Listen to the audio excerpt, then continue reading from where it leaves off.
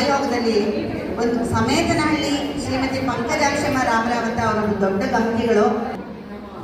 ಸಮೇತನಹಳ್ಳಿ ಪಂಕಜಾಕ್ಷಮ್ಮ ರಾಮರಾವ್ ಅವರ ನೆನಪಿನ ಒಂದು ವಾಚನವನ್ನು ಮಾಡಿಸ್ತಾ ಇರ್ತೀವಿ. ಅದನ್ನು ನಮ್ಮ ಮೇಡಮ್ ಅವರೇ ನಾನು ಎಲ್ಲಿ ಕರೆದ್ರು ಪಾಪ ಬಂದು ನನ್ನ ಜೊತೆಗೆ 2-3 ವರ್ಷದಿಂದ ಅವರು ನಮ್ಮ ಅನ್ನಪೂರ್ಣ ಮೇಡಮ್ ಅವರು ಇಬ್ಬರು ಕೂಡ ಬಂದು ಮಾಡಿದ್ದಾರೆ. ವ್ಯಾಖ್ಯಾನವನ್ನು ವಾಣಿ ಸುಬ್ಬಯ್ಯನವ್ರು ಬಂದು ಮಾಡಿದ್ದಾರೆ. ಆದರೆ ನಾನೇ ಹೇಳಿದೆ, ಈ ಸತಿ ನಿಮ್ಮಲ್ಲೇ ಮಾಡೋಣ, ನಿಮ್ಮ ಒಂದು ಅಭಿಮಾನಿಗಳು ತುಂಬ ಜನ ಇದ್ದಾರೆ ಇಲ್ಲಿ, ಅದರಿಂದ ನಿಮ್ಮಲ್ಲೇ ಮಾಡೋಣ ಅಂತ ನಾನು ಕಳೆದ ಬಾರಿನೇ ಹೇಳಿದ್ದೆ. ಕರೆಕ್ಟ್ ಮುಗಿಸಬೇಕು ಅಂತ ಕೇಳಿದ ಮಡಿಕೇರಿ ಗೋಪಾಲವನ್ನು ನಾನು ತುಂಬಿರೋದ್ರಿಂದ ಸ್ವಾಗತ. ಇನ್ನು ನಿಮ್ಮ ಗುರುಗಳು, ನನ್ನ ಆತ್ಮೀಯತೆ, ನಿಮ್ಮ ಮೇಡಮ್ ಅವ್ರ ಬಗ್ಗೆ ನಾನು ಹೇಳೋದೇ ಬೇಕಾಗಿಲ್ಲ. ಒಂದು ರೀತಿಯಾದಂಥ ಮಾಂತ್ರಿಕ ಶಕ್ತಿಯನ್ನು ಇಟ್ಕೊಂಡಿರುವಂಥವರು ನಮ್ಮ ವಿಜಯ ಸುದರ್ಶನ್ ಅವರನ್ನು ನಾನು ತುಂಬುವುದರಿಂದ ಬೇಡಿಕೊಳ್ಳುತ್ತೇನೆ.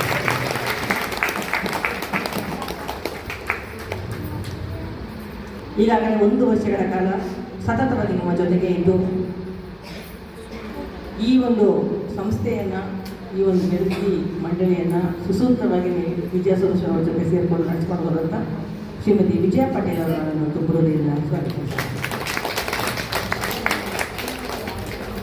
ಹಾಗೆ ಗಮಕಿಗಳು ಒಂದು ರೀತಿ ಅವರ ಮಾತಿನ ಧ್ವನಿಗೆ ಮರಳಾಗೋದೇ ಇಲ್ಲ. ನಮ್ಮ ಅನ್ನಪೂರ್ಣ ನಾಗೇಂದ್ರ ಅವರ ರೀತಿಯಲ್ಲಿ ಸ್ವಾಗತಿಸ್ತಾರೆ.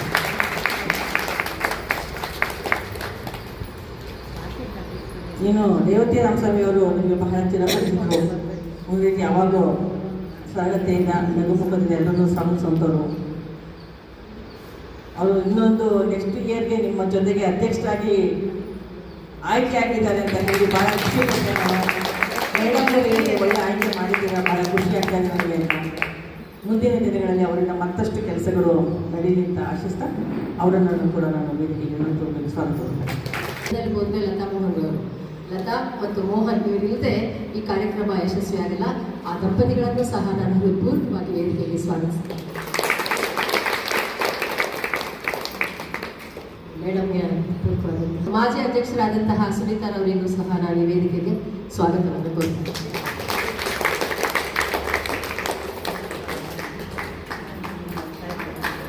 ಕಾರ್ಯದರ್ಶಿ ಆದಂತಹ ಶೋಭಾರವರು ವೇದಿಕೆಗೆ ಬರಬೇಕು. ವಾಣಿ ಮಂಜುನಾಥ್,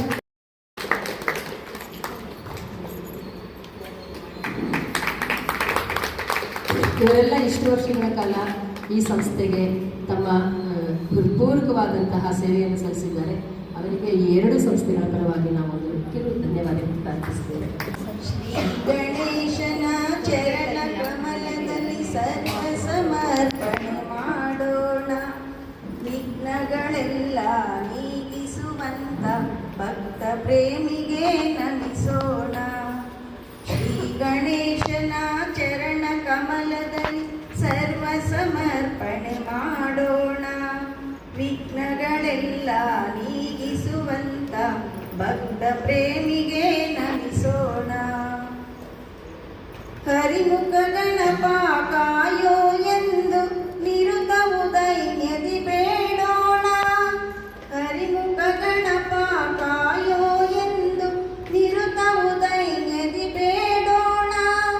ಕರುಣಾನಯನ ಕೃಪಾ ಕಟಾಕ್ಷದಿ ಗಂಧಾಕ್ಷತೆಯ ಪಡೆಯೋಣ, ಕರುಣಾನಯನ ಕೃಪಾ ಕಟಾಕ್ಷದಿ ಗಂಧಾಕ್ಷತೆಯ ಪಡೆಯೋಣ. ಶ್ರೀ ಗಣೇಶನ ಚರಣ ಕಮಲದಲ್ಲಿ ಸರ್ವ ಸಮರ್ಪಣೆ ಮಾಡೋಣ, ವಿಘ್ನಗಳೆಲ್ಲ ನೀಗಿಸುವಂತ ಭಕ್ತ ಪ್ರೇಮಿಗೆ ನಮಿಸೋಣ. ವಿದ್ಯೆಯ ಬುದ್ಧಿಯ ಸಿದ್ಧಿಯ ಕೊಡುನಿ ಎನ್ನುತ್ತ ನಾವು ಭಜಿಸೋಣ, ವಿದ್ಯೆಯ ಬುದ್ಧಿಯ ಸಿದ್ಧಿಯ ಕೊಡುನಿ ಎನ್ನುತ್ತ ನಾವು ಭಜಿಸೋಣ. ಯೋಗವ ಭೋಗವ ಭಾಗ್ಯವ ನೀಡುತ್ತ ದಾತಗೆ ಹೂವನ್ನು ಹಾಕೋಣ, ಯೋಗವ ಭೋಗವ ಭಾಗ್ಯವ ಕೊಡುವ ದಾತಗೆ ಹೂವನ್ನು ಹಾಕೋಣ. ಶ್ರೀ ಗಣೇಶನ ಚರಣ ಕಮಲದಲ್ಲಿ ಸರ್ವ ಸಮರ್ಪಣೆ ಮಾಡೋಣ, ವಿಘ್ನಗಳ ಪ್ರೇಮಿಗೆ ನಮಿಸೋಣ. ಅದರಲ್ಲಿ ಮುಖ್ಯವಾಗಿ ನಮ್ಮ ಮಡಿಕೆರೆ ಗೋಪಾಲ್ರವರಂತೂ 2 ಬಾರಿ ಆಯ್ಕೆಯಾಗಿ ಅಧ್ಯಕ್ಷರಾಗಿ ಆ ಕನ್ನಡಮ್ಮನ ತೇರನ್ನು ನಡೆಸ್ಕೊಂಡು ಬಂದಿದ್ದಾರೆ. ಹಾಗೆ ನಮ್ಮ ಲತಾ ಮೋಹನ್ ಅವರು, ಡಾಕ್ಟರ್ ಜಯಪ್ಪ ಹೊನ್ನಾಳಿಯವರು ಬಂದಿದ್ದಾರೆ, ಇವರು ಕಾರ್ಯದರ್ಶಿಗಳಾಗಿದ್ದಾರೆ. ಸರ್ ನಮ್ಮ ಪತ್ರಕರ್ತರು ಕೂಡ ಬಂದಿದ್ದಾರೆ. ಇಂದು ನಮ್ಮ ಕಾರ್ಯಕ್ರಮ ವಿಶೇಷ ಆಗುತ್ತೆ ಅಂತ ನಮ್ಮ ಭಾವನೆ. ಹಾಗಾಗಿ ಇವತ್ತಿನ ಕಾರ್ಯಕ್ರಮದ ಒಂದು ಉದ್ಘಾಟನೆಯ ದೀಪ ಬೆಳಗಿಸೋದ್ರ ಮುಖಾಂತರ ಗಣ್ಯರೆಲ್ಲರೂ ದಯಮಾಡಿ ಬಂದು ಕಾರ್ಯಕ್ರಮ ನಡೆಸಿಕೊಡ್ಬೇಕು ಅಂತ ಕೇಳಿ. ಭಾನುಮಾನ ಹನಿಮೆ ರಾತ್ರೌ ಪ್ರದೀಪಾಧಿಕಂ ದೀಪದರ್ಶನವಿಧೌ किं ज्योतिराप्याहि मे चक्षुस्तस्य निमीलनादिसमये किं दीर्घियो दर्शने किं तत्रामतो परात्परमकं ज्योतिस्तदस्मि प्रभो ज्योतिस्तदस्मि प्रभो सर्गमय तमसो मा ज्योतिर्गमय मृत्योर्मा अमृतं गमय ॐ शान्ति शान्ति ಶಾಂತಿ. ಜ್ಯೋತಿಯನ್ನು ಆರಾಧನೆ ಮಾಡೋದ್ರಿಂದ ಎಲ್ಲ ಸೌಖ್ಯಗಳು ಸಿಗುತ್ತೆ ಅನ್ನೋಂಥ ನಂಬಿಕೆ ಇದೆ.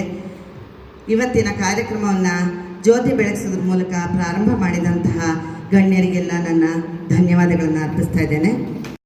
ಕನ್ನಡದ ಖ್ಯಾತ ಕವಿಯಾದಂಥ ಕುಮಾರವ್ಯಾಸನ ಒಂದು ಮಹಾಕಾವ್ಯದಿಂದ ಕರ್ನಾಟಕ ಭಾರತ ಕಥಾಮಂಜರಿಯಲ್ಲಿ ಒಂದು ಭಾಗವನ್ನು ಆಯ್ಕೆ ಮಾಡಿಕೊಂಡಿದ್ದೇವೆ. ದಯಮಾಡಿ ಎಲ್ಲರೂ ಕೇಳಿ ನಮ್ಮನ್ನೆಲ್ಲ ಹರಿಸಬೇಕು ಅಂತ ಕೇಳ್ಕೊಳ್ತೀನಿ. ನಮ್ಮ ರೇವತಿ ರಾಮಸ್ವಾಮಿಯವರು ಇದು ಮೊದಲನೇ ಬಾರಿಗೆ ವ್ಯಾಖ್ಯಾನ ಕಾರ್ಯಕ್ರಮವನ್ನು ನಡೆಸ್ಕೊಡ್ತಾ ಇದ್ದಾರೆ. ಅವರಿಗೆ ಚಪ್ಪಾಳೆ ಮೂಲಕ ಅವರು ಮಾತಿನ ಮಲ್ಲಿ ಹಾಕಿದ್ದಾರೆ. ಹಾಗೆ ಮೇಡಮ್ ಆಗಿ ಬಹಳ ವರ್ಷ ಕಾರ್ಯ ನಡೆಸಿರೋದ್ರಿಂದ ಅವರಿಗೆ ಯಾವುದೇ ಕಷ್ಟ ಆಗೋದಿಲ್ಲ. ಬಹಳ ಚೆನ್ನಾಗಿ ಉತ್ತಮವಾಗಿ ವ್ಯಾಖ್ಯಾನ ಕಾರ್ಯಕ್ರಮ ಮಾಡ್ತಾರೆ. ಹಾಗೆ ನಮ್ಮ ಮೇಡಮ್ ಅವರು ಇವತ್ತು ಹಾಡಬೇಕಾಗಿತ್ತು. ಅವರಿಗೆ ಸ್ವಲ್ಪ ಆರೋಗ್ಯ ಕಡಿಮೆ ಇರೋದ್ರಿಂದ ಗಮಕ ಕಾರ್ಯಕ್ರಮದಲ್ಲಿ ನಾನೇ ಹಾಡ್ತಾ ಇದ್ದೀನಿ. ಮಧ್ಯದಲ್ಲಿ ಅವರು 1-2 ಪದ್ಯವನ್ನು ಹಾಡ್ತಾರೆ.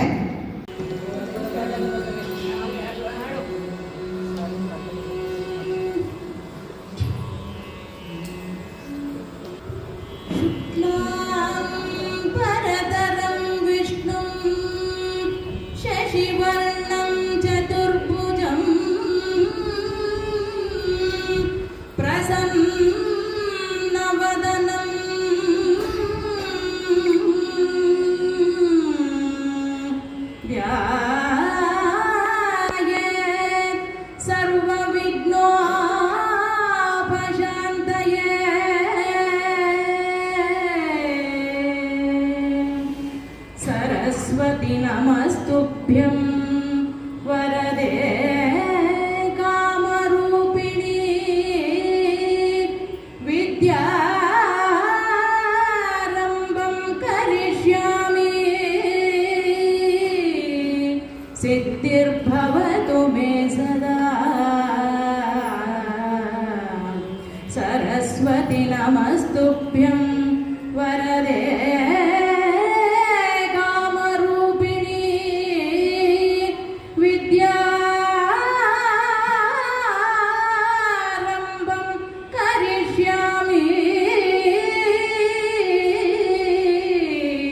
सिद्धिर्भवतु मे सदा गुरुब्रह्मा गुरुर्विष्णुः गुरुर्देवो महेश्वरः गुरुसाक्षात् परब्रह्मा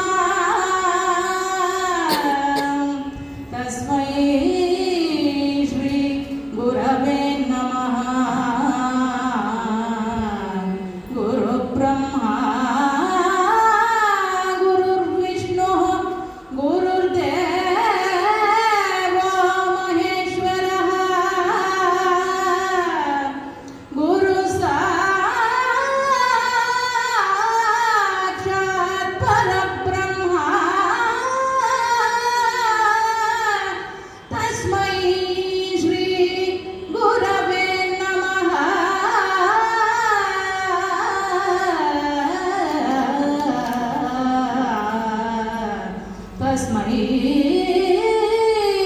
ಶ್ರೀ ಗುರವೇ ನಮಃ.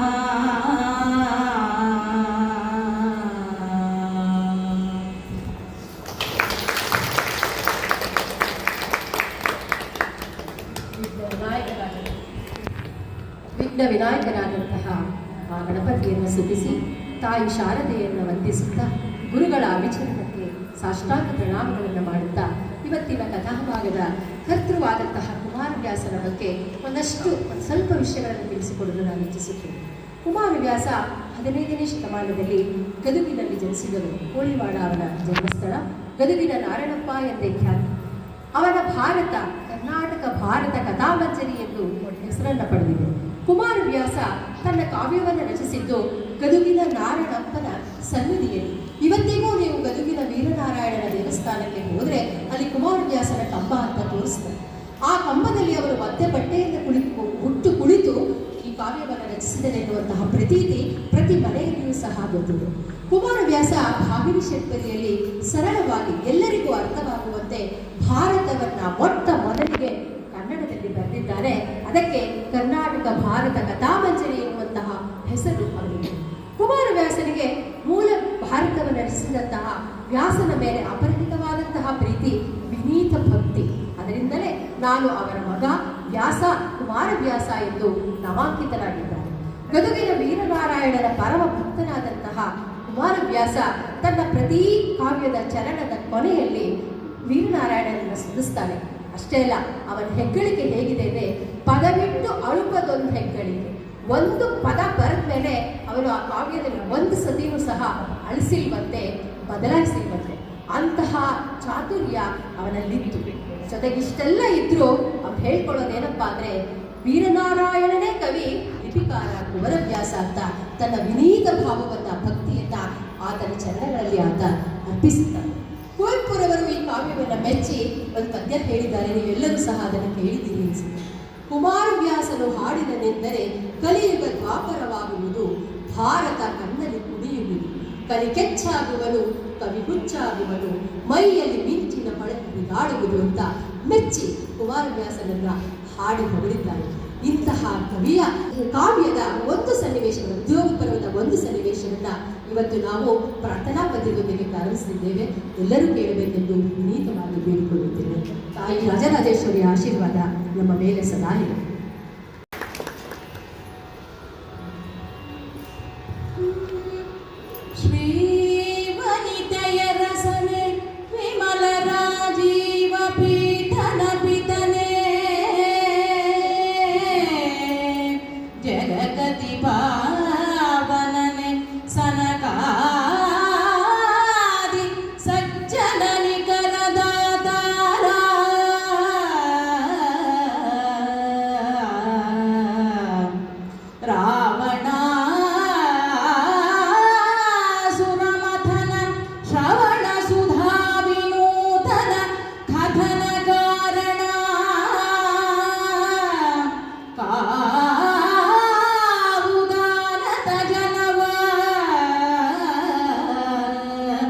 ಗದುಗಿನ ವೀರ ನಾರಾಯಣ,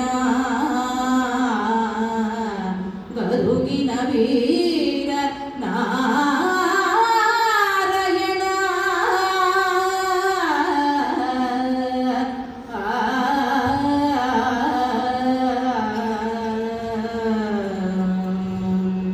ಕುಮಾರವ್ಯಾಸ ಮೊದಲಿಗೆ ತನ್ನ ಆರಾಧ್ಯವಾದಂತಹ ವೀರನಾರಾಯಣನನ್ನು ಹೀಗೆ ಸ್ತುತಿಸುತ್ತಾನೆ. ಲಕ್ಷ್ಮೀಪತಿಯೇ, ಪರಿಶುದ್ಧವಾದ ಕಮಲದ ಪೀಠದಲ್ಲಿ ಆಸನವುಳ್ಳ ಬ್ರಹ್ಮನ ತಂದೆಯೇ, ಜಗತ್ತಿಗೆಲ್ಲ ಪಾವನನಾದವನೇ, ಸನಕ, ಸನಂದ, ಸನತ್ಕುಮಾರ, ಸನತ್ಸು ಜಾತ ಮೊದಲಾದ ಸತ್ಪುರುಷ ಶ್ರೀಗಳಿಗೆಲ್ಲ ಸಮೂಹಕ್ಕೆ ಆನಂದವನ್ನು, ಕೇಳಿದ್ದನ್ನು ಕೊಡುವವನೇ, ಕೇಳಲು ಸರಿಯಾದ ಅಮೃತವೆನಿಸುವ ರಾಮಾಯಣದ ಕಥೆಗೆ ಕಾರಣನಾದ ಶ್ರೀರಾಮನೇ, ರಾವಣಾಸುರನ ಸಂಹಾರಕನೇ, ತಲೆಬಾಗಿ ನಮಿಸುವೆ ಭಕ್ತ ಜನರನ್ನು, ನಿನ್ನ ಭಕ್ತ ಜನರನ್ನು, ಗದುಗಿನ ದೇವಾಲಯದಲ್ಲಿ ಬರುವಂತಹ ಭಕ್ತ ಜನರನ್ನು ನೀನು ಸದಾ ರಕ್ಷಿಸು ಎಂದು ಪ್ರಾರ್ಥಿಸುತ್ತಾನೆ. ನಂಬಿದವರಿಗೆ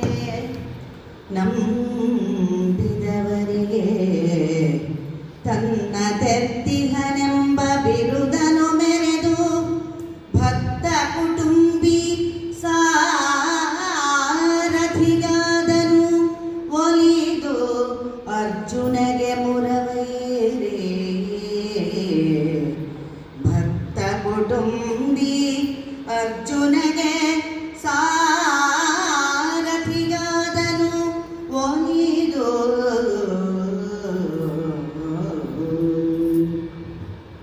ಈ ಪದ್ಯದಲ್ಲಿ ಆ ಪರ್ವದ ಸಂಪೂರ್ಣ ಅರ್ಥವನ್ನು ಕುಮಾರವ್ಯಾಸ ಹಿಡಿದಿಟ್ಟಿದ್ದಾರೆ. 18 ಪರ್ವಗಳು, ಅದರಲ್ಲಿ ಇದು ಉದ್ಯೋಗ ಪರ್ವ. ಪಾಂಡವರ ವನವಾಸ ಮುಗಿದಿದೆ, ಅಜ್ಞಾತವಾಸ ಮುಗಿದಿದೆ, ಕೃಷ್ಣ ಸಂಧಾನ ಆಗಿದೆ. ಅದರಿಂದ ಯಾವ ಫಲವೂ ಸಹ ಆಗಲಿಲ್ಲ. ಕೃಷ್ಣನ ಸಹಾಯವನ್ನು ಕೇಳುವುದೊಂದೇ ದಾರಿ ಎಂದು ಭಾವಿಸಿದ್ದಾರೆ. ಯುದ್ಧ ಸನ್ನಿಹಿತವಾಗಿದೆ. ಇಂತಹ ಸನ್ನಿವೇಶದಲ್ಲಿ ಕೃಷ್ಣ ಅರ್ಜುನನ ಮನೆಯ ಸಾರಥಿಯಾದಂತಹ ಕಥೆಯನ್ನ ಈ ಉದ್ಯೋಗ ಪರ್ವ ಮುಖ್ಯವಾಗಿ ನಮಗೆ ತಿಳಿಸಿದೆ. ಅದು ಹೇಗೆ ಎನ್ನುವುದನ್ನು ಮುಂದೆ ಕವಿ ವಿವರಿಸುತ್ತಾ ಹೋಗುತ್ತಾರೆ. ಮುಕುಳಕರ ಪುಟನಾಗೆ ಭಯ ಭರ ಭಕುತಿಗಲಿ ಕಲಿಪಾರ್ಥನೋ ಅಬುಜಾಂಬಕನನು ಎಬ್ಬಿಸಲಮ್ಮಲೆ ವೈಗನೆ ಚರಣ ಸೀಮೆಯಲಿ ಅಗುಟಿಲನು ಸಾರಿದನು. ಬಳಿಕ ಈ ವಿಗಳ ದುರ್ಯೋಧನನು ನಿಗಮ ಪ್ರಕರ ಮೌಡಿಯತ್ತಲು ಸಾರ್ದು ಮಂಡಿಸಿದ ತಲೆಗೆದೆಸೆಗಲಿ ಸಾರ್ದು ಮಂಡಿಸಿದ. ಯುದ್ಧ ಸನ್ನಿಹಿತವಾಗಿದೆ. ಕೃಷ್ಣನ ಸಹಾಯವನ್ನು ಕೇಳಬೇಕು. ದುರ್ಯೋಧನ ಇದ್ದಕ್ಕಿದ್ದಂತೆ ಕುದುರೆಯನ್ನು ಹತ್ತಿ ತನ್ನ ಸುದೇವರನ್ನು ಕರ್ಕೊಂಡು ಕೃಷ್ಣನ ಧಾರಕೆಗೆ ಹೊರಟುಬಿಟ್ಟ.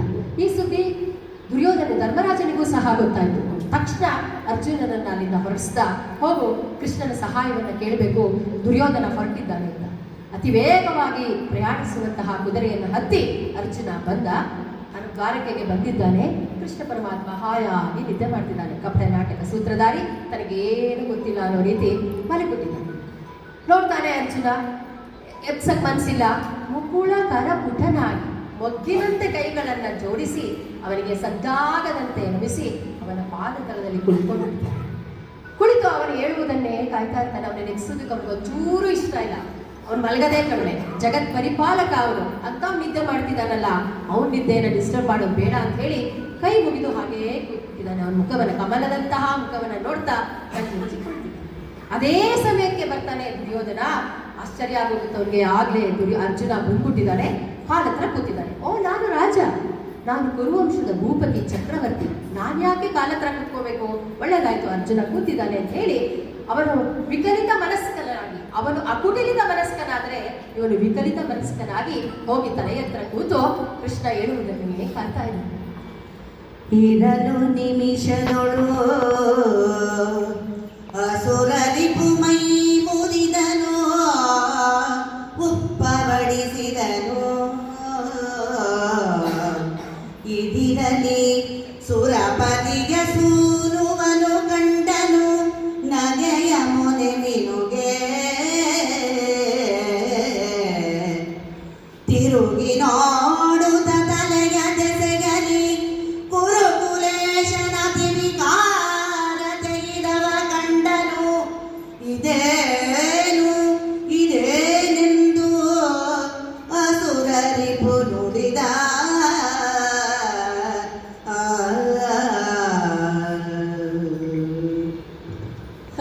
ಕೃಷ್ಣನಿಗೆ ಆಶ್ಚರ್ಯ. ಸುರರಿಪು ನಿಮಿಷದಲ್ಲಿ ಕಣ್ಬಿಟ್ಟು ನೋಡ್ತಾನೆ. ಎದುರುಗಡೆ ಅರ್ಜುನ, ನಾವು ತಿರುಗಿದ್ರೆ ಪಾಪ ತಲೆಯ ದಸೆಯಲ್ಲಿ ದುರ್ಯೋಧನ. ಇದು ಪ್ರಪಂಚದ ಎಂತಹ ಅದ್ಭುತ ಅನ್ನಿಸ್ಬಿಡ್ತು ಅವನಿಗೆ. ಇವರಿಬ್ರು ರಾಜರು ಹೇಗೆ ಒಟ್ಟಿಗೆ ಬರಕ್ಕೆ ಸಾಧ್ಯ ಅಂತ ಆಶ್ಚರ್ಯ ಆಯ್ತು ಅವನಿಗೆ. ಅದೇ ಆಶ್ಚರ್ಯದಲ್ಲಿ ಕೇಳ್ತಾನೆ, ಏನಿದು ಅಸಂಘಟಿತ, ಈ ಸಂಭವವೇ ಅಸಂಘಟಿತ. ನೀವಿಬ್ರು ಒಟ್ಟಿಗೆ ಬಂದಿದ್ದೀರಲ್ಲ, ಏನಾದ್ರೂ ಯುದ್ಧ ನಿಲ್ಸಿದ್ದೀರಾ? ಸದ್ದಿ ಮಾತಾಡ್ತಾ ಇದ್ದೀರಾ? ಪ್ರಪಂಚ ಕ್ಷೇಮ ತಾನೆ ಅಂತ ಅವರಿಬ್ಬರನ್ನ ಪ್ರಶ್ನೆ ಮಾಡ್ತಾನೆ ಕೃಷ್ಣ.